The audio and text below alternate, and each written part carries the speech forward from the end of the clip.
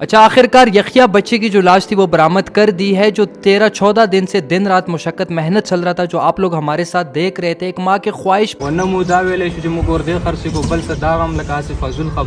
इस गज तकरीबन कार शवे दा खोडेर खलको तपोस कोलो ची वली लिटकी गया दिवा जी लिटकी गई दा जे काफी सख्त देना था अंदाजा कवले 3 साल यखिया बच्चे पे जो मेहनत मुशक्कत चल रहा था, दिन रात जो लोग स्ट्रगल कर रहे थे उसे निकालने के लिए कुएं से, अल्हम्दुलिल्लाह वो आज मुकम्मल हो गया। यखिया बच्चे को निकाल दिया गया उसके माँ बाप के ख्वाहिश पर। आज एक माँ की ख्वाहिश पूरी हुई। जिन लोगों को पता नहीं है उनको हम थोड़ी सी स्टोरी बताएं कि यखिया 3 साल बच्चा था जो 85 गज गहरे कुएं में गलती से गिर गया। जब गिर गया तो उसके वालिदैन ने रेस्क्यू पे कॉल किया, रेस्क्यू वाले आए, रेस्क्यू ऑपरेशन फेल हुए। 2 दिन मुसलसल कोशिश हुई है मगर वसाइल नहीं थे हमारे इदारों के पास, हमारी हुकूमत के पास। फिर ये कुआं जो है लोगों ने कहा कब्र बनाया जाए, मगर उसके बाद वालिदैन ने कहा कि हमारी ख्वाहिश है कि निकाला जाए और सही तरीके से कफन में बंद करके सही तरीके से उसे रुखसत किया जाए। तो इलाकाई लोगों ने अपनी मदद दोबारा काम शुरू किया है। بلوچستان یو کس د خبره کوي چې د یخیا په نوم باندې مونږ چې روپی وړي دي چې هلته په اپریشن کې روپی لګي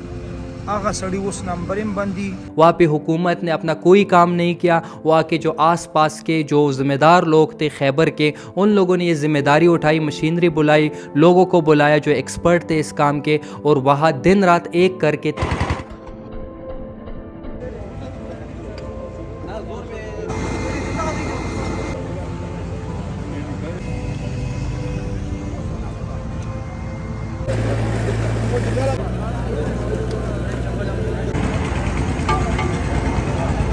چھٹواں 7واں دن ہے اور اس کے نکالنے کے لیے ریسکیو جاری ہے۔ یہاں پہ جتنے یہ لوگ ہیں ان کی تمام کھانے کی ذمہ داری فکسڈ پشاور ٹیم نے اٹھائی ہے۔ ہمارے رضاکار یہاں پہ روزانہ جو مزدور لگے ہیں تقریباً 100+ بندے ہیں، ان کے کھانے کا انتظام ہم کر رہے ہیں، اور جہاں تک ہوگا اس فیملی کو سپورٹ کریں گے اور اس کو نکالنے تک ہم ساتھ کھڑے ہیں انشاءاللہ۔ 13 دن کام چلتا آ رہا ہے، تو اس میں مختلف علاقوں کے مزدور تھے، مالاکنڈ، مومند، باجاوڑ، خیبر، ان تمام مزدوروں کے کھانے کی ذمہ داری فکسڈ نے ایک بائک کے تعاون سے اٹھائی۔ وہاں پہ روزانہ ہمارے رضاکار کھانا پہنچاتے تھے، وہاں پہ وہ تمام مزدوروں کے لیے خدمت کرتے تھے۔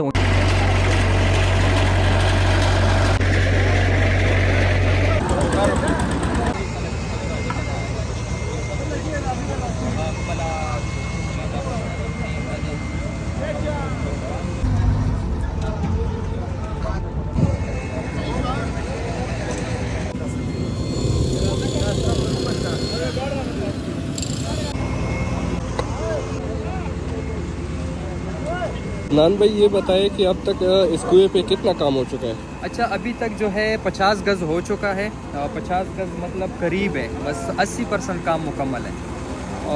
اور کتنے دن لگے گی یحییٰ کو نکالنے میں؟ دن جو یہاں پہ سٹاف ہے جو کام میں لگے ہیں، جو ٹیکنیکل لوگ ہیں، وہ کہہ رہے ہیں کہ زیادہ سے زیادہ 2 دن لگیں گے مزید۔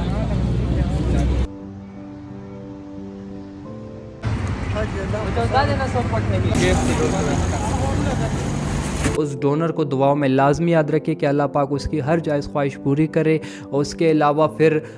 فکسڈ پشاور نے یہ اعلان بھی کیا کہ ہم نے کفن، صندوق، ان تمام چیزوں کی ذمہ داری اٹھانی ہے، تو وہ ان لوگوں نے اجازت دی، اس فیملی نے اجازت دی۔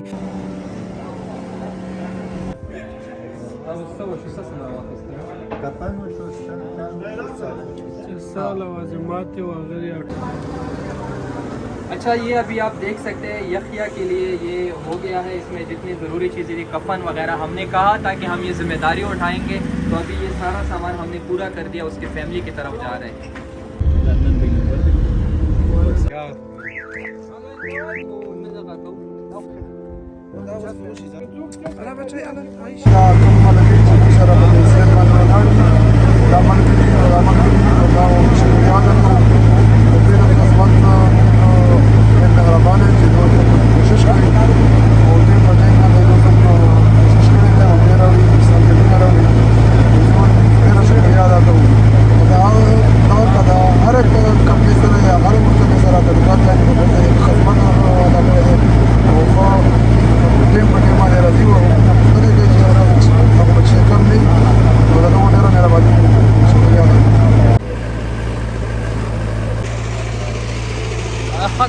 نن اتوار ورځ دا تقریبا نږدې ده خو خلک تپوس کوي بیا چې څومره وشو کله به کېږي ایګزیکټ ټایم څه پته نه لګي ځمکه سخته ده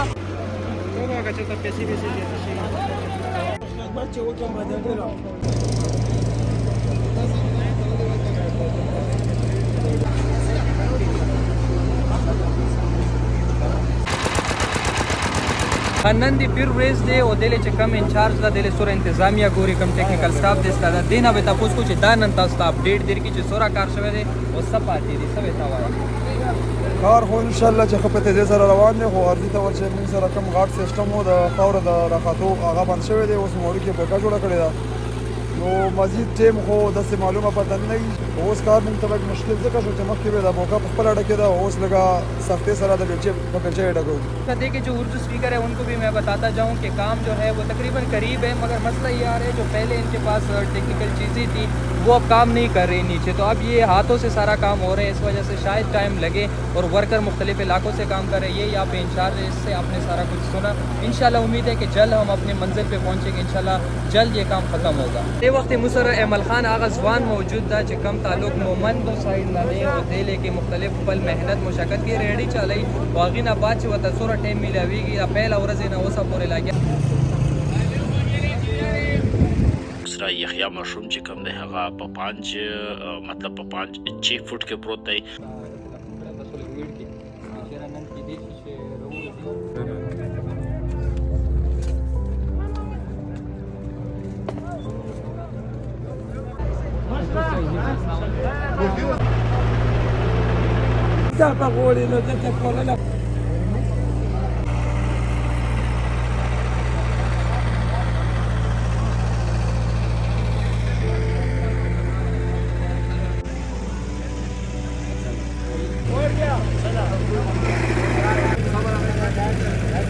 ګورو دا صحیح که دا یو پښې دي او دا تیرې سار دی ویښته به تاسو الګ الګ بدل شي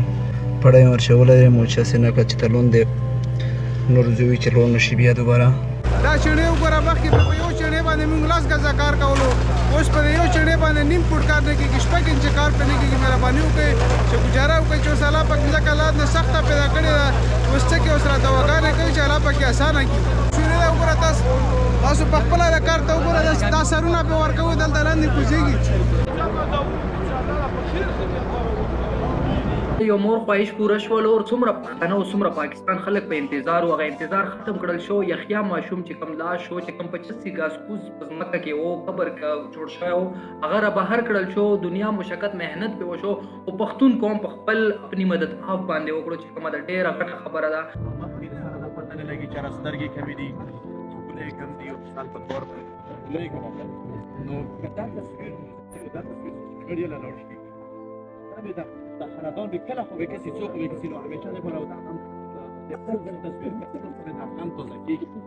كل نفس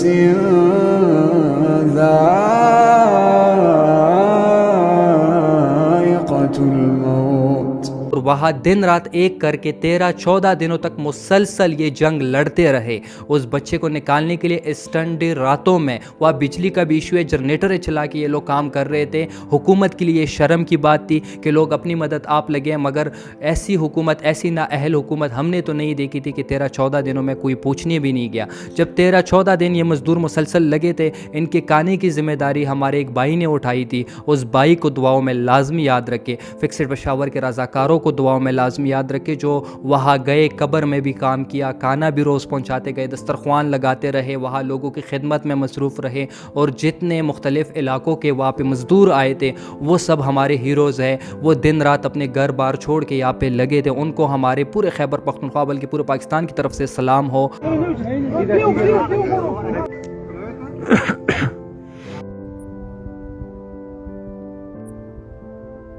اصل بات یہ ہے کہ 13-14 دن جن لوگوں نے کام کیا جو اس میں مزدور تھے اس میں ریڑھی والے تھے ان سب کا